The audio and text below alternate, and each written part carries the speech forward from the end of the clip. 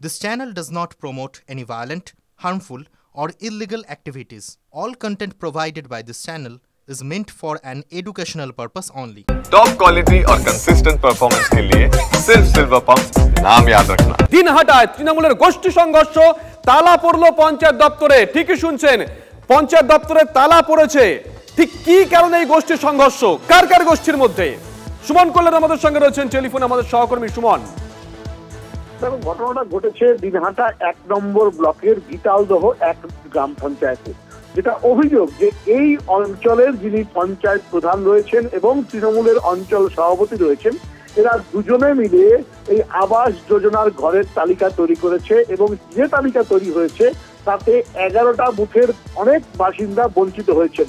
মূলত অভিযোগ কিন্তু এটাই। সেই বাসিন্দারা আজকে আছেন পঞ্চায়েত সদস্যকে নিয়ে, তারাই এসে মূলত বিক্ষোভ দেখান এবং পঞ্চায়েত দপ্তরে তালা মেরে যান। এবং এই খবর পাওয়ার পর তৃণমূলের অঞ্চল সভাপতি এবং পঞ্চায়েত প্রধান তারা কিন্তু এলাকায় আসে এবং মারধর করে যারা উপস্থিত ছিলেন তাদের।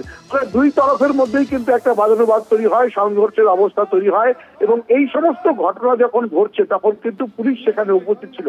ফলে দুই গোষ্ঠীর মধ্যে যে কোন্দল, মূলত আবাস যোজনার ঘর পাওয়া নিয়ে, সেটা নিয়েই কিন্তু আজকে উত্তপ্ত হয়েছে দিনহাটার এই গীতালদহের ১ নম্বর গ্রাম পঞ্চায়েত এলাকা। শুভজিৎ, ধন্যবাদ সুমন।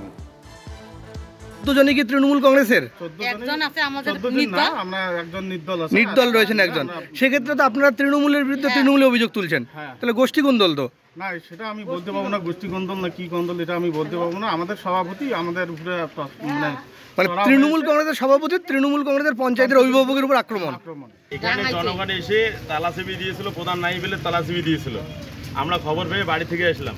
বাড়ি থেকে আসার পর এখানে দেখি ডাঙাডাঙি মারামারি চলছে, পাথর দিয়ে ঢেলি চলছে, বাটার দিয়ে ঢেলা চলছে। ফাঁকা ফায়ারও পুলিশের সামনে হলো। ফাঁকা ফায়ার হওয়ার পর পুরো এখান থেকে লেডিসরা সবার যখন পালে গেল, আমরা আসি ভিডিও শোনালাম।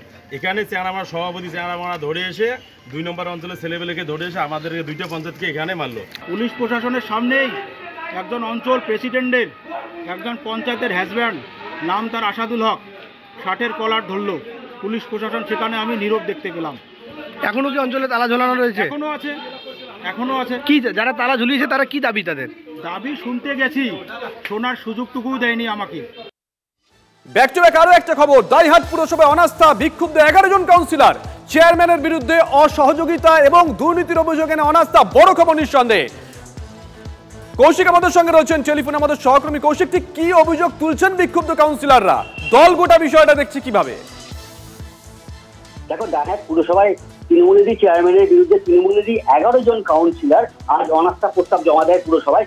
মূলত যেটা অভিযোগ যে পুর প্রধানের বিরুদ্ধে কিন্তু অসহযোগিতা সহ বিভিন্ন অভিযোগে এই অনাস্থা পত্র আনা হয়েছে। যদিও এর আগে বহুবার কাউন্সিলরদের সঙ্গে পুর প্রধানের যে মনোমালিন্য বা বিভিন্ন বিষয়ে যে মতের বিরোধ, এমন কিন্তু বহুবার ধরা পড়েছে এবং যা থেকে প্রকাশ্যে তৃণমূলীতে গোষ্ঠীদ্বন্দ্ব রয়েছে দাঁড়াতে তাও প্রকাশ পেয়েছে। পুর প্রধানের সঙ্গে কিন্তু কাউন্সিলরদের মনোমালিন্য হচ্ছে না, তা নিয়ে দলের উচ্চ নেতৃত্ব কিন্তু একাধিকবার বৈঠকে বসেছে। দুপুর পক্ষকে একসঙ্গে কাজ করারও বার্তা দেওয়া হয়েছে দলের তরফে। এমনকি সম্প্রতি এই কলকাতাতে এই নিয়ে বৈঠক হয়েছে উচ্চ নেতৃত্বের সঙ্গে, কিন্তু তা সত্ত্বেও আজ পুর প্রধানের বিরুদ্ধে কিন্তু এই বিক্ষুব্ধ ১১ জন কাউন্সিলর তারা অনাস্থা পত্র জমা দেয়।